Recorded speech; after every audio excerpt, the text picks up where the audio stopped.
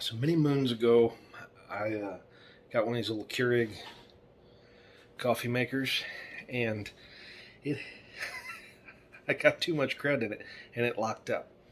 And I figured out the reset on it, but I never did really think that anybody else would be interested or that would be talented enough to screw up their Keurig. It occurs to me tonight I should probably share that. So I'm going to make a short video on how to reset your Keurig. When your Keurig locks up, all these lights come on at the same time. The procedure to undo that is pretty simple. You can unplug it and plug it back in, but it'll stay in the same position. So you just open it. Of course, it'll be on at that time. You open this, hold the power button, and then hit 1, 2, 3. So small, medium, large. And then it'll start pumping again. And it'll come back on.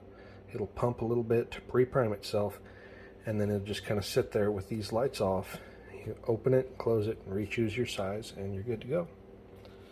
That's how to reset your Keurig. So once again, it's open this, close it, hold the power button, and hit the small, the medium, and the large. Hope it helps.